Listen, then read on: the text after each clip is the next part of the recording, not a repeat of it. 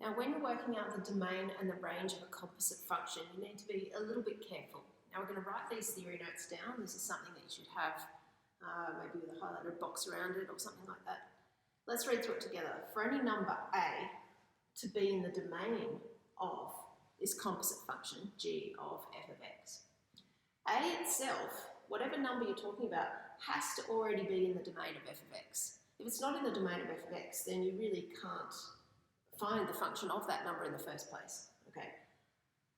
Function of a, once you've found it, put it through that first function machine, that has to also be in the domain of g of x. Now, when you look at the range, what I've written here is that the range of g of f of x, it is the range of g of x, but you have to take into account any restrictions that might be in the range of f of x. Because that's being done first, any restrictions in there are obviously going to affect what happens in the restrictions of g of x. So the easiest way to understand this is to actually just have a look at an example and see how it works. Here I've written down a function, f of x equals square root of x minus 4. And here we've got another function, g of x is 1 over x. Now, when we go to make the composite function, let's have a quick look at how I've done this. I've said, what is f of x? It's this. So I need to throw all of that into this recipe, where here, what have they done with the x? They've put 1 over x. So if we're finding g of all of this stuff, we need to put all of this stuff, in other words, this part here, the square root of x minus 4, down the bottom of this fraction where the x is. And that's how I need to put that down there with the x minus 4 under the square root bracket down in there. I've basically rewritten g of x, but instead of putting x in it, I've put f of x itself down there. All right, now if we look at the domain and the range of each of these functions separately and then see how that affects the domain and the range of this, if we just looked at it as a function on its own, you can see what happens. Now for this one, we know that anything inside a square root bracket has to be positive. So x minus 4 must be greater than or equal to 0.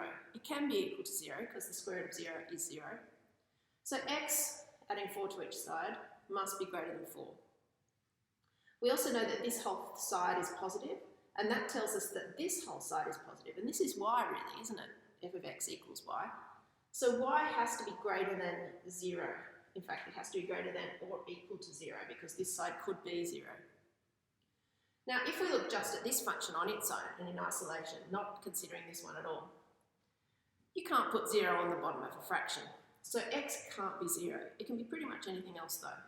Also, when you have 1 divided by a number, what answer lands over here also can't be 0. So y can't be 0. So this one's got a very simple domain and range. Let's have a look at how they combine together if you were just to look at this function. Here you'd be thinking x minus 4 has to be positive because it's in the square root bracket, but it also can't be equal to 0. Over here it could be because it was on the top. Here it's on the bottom of a fraction, so it can't be equal to 0. So this is very close to the domain of f of x, but just a slight difference. So x has to be greater than 4. It can't be equal to 4. And down here we know that anything that's on the bottom here is going to be positive and it can't be 0. So we can see that y can't be 0, but also we can see that it has to be positive because 1 divided by a positive number is going to be a positive number. So y must be greater than 0. So again, this is really similar to the range over here, except y can't equal 0. Now have a look at these two together. If we combine these two together, we sort of get this, don't we? Because if y has to be greater than or equal to 0, but oh, wait a minute, it can't be equal to 0, then it just must be greater than 0. So we really can find the range there generally by just looking at the combined function. You can think about these two to come up with the rule, but it's probably easier to find this and then consider the range of it. Similarly with the domain, x has to be greater than or equal to 4. That's rule number 1. Well, it can't be 0. That's okay. If it's got to be greater than 4, it wouldn't be 0 anyway. So this rule is almost a little bit obsolete here with coming up with this one. Now, have we combined these two rules to make this one? Not really. Really, we needed to consider this situation separately to find out that x can't actually be 4.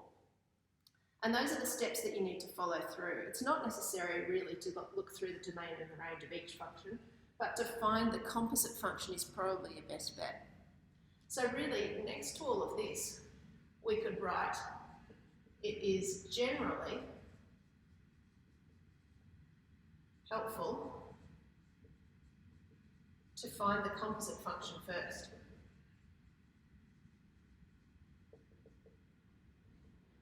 And once you found the composite function, so find the composite function and then examine its domain and range.